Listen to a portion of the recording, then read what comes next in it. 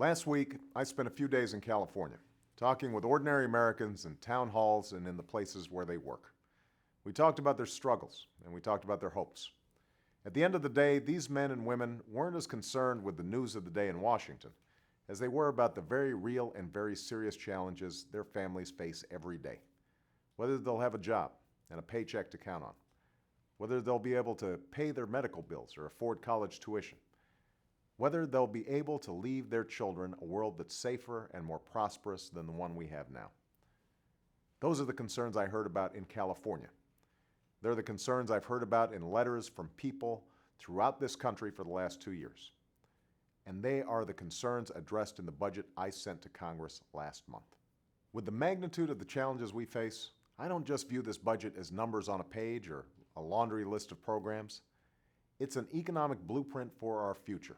A vision of America where growth is not based on real estate bubbles or over-leveraged banks, but on a firm foundation of investments in energy, education, and healthcare that will lead to a real and lasting prosperity. These investments are not a wish list of priorities that I picked out of thin air. They're a central part of a comprehensive strategy to grow this economy by attacking the very problems that have dragged it down for too long. The high cost of healthcare and our dependence on foreign oil, our education deficit, and our fiscal deficit. Now, as the House and the Senate take up this budget next week, the specific details and dollar amounts in this budget will undoubtedly change. That's a normal and healthy part of the process.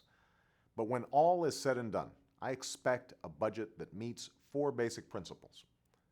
First, it must reduce our dependence on dangerous foreign oil and finally put this nation on a path to a clean, renewable energy future. There's no longer doubt that the jobs and industries of tomorrow will involve harnessing renewable sources of energy. The only question is whether America will lead that future.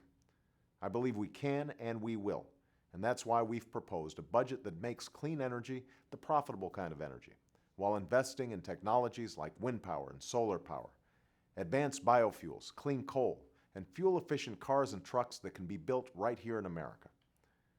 Second, this budget must renew our nation's commitment to a complete and competitive education for every American child. In this global economy, we know the countries that out-educate us today will outcompete us tomorrow, and we know that our students are already falling behind their counterparts in places like China. That's why we have proposed investments in childhood education programs that work, in high standards and accountability for our schools, in rewards for teachers who succeed, and in affordable college education for anyone who wants to go. It is time to demand excellence from our schools so that we can finally prepare our workforce for a 21st century economy. Third, we need a budget that makes a serious investment in healthcare reform. Reform that will bring down costs, ensure quality, and guarantee people their choice of doctors and hospitals. Right now, there are millions of Americans who are just one illness or medical emergency away from bankruptcy.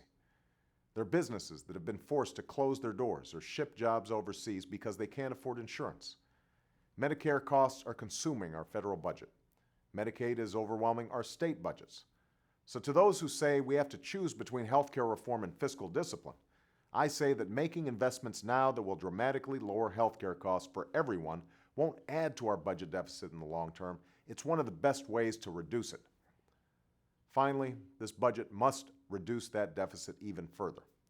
With the fiscal mess we've inherited and the costs of this financial crisis, I've proposed a budget that cuts our deficit in half by the end of my first term. That's why we're scouring every corner of the budget and have proposed $2 trillion in deficit reductions over the next decade. In total, our budget would bring discretionary spending for domestic programs as a share of the economy to its lowest level in nearly half a century. And we will continue making these tough choices in the months and years ahead so that as our economy recovers, we do what we must to bring down this deficit. I'll be discussing each of these principles next week as Congress takes up the important work of debating this budget. I realize there are those who say these plans are too ambitious to enact.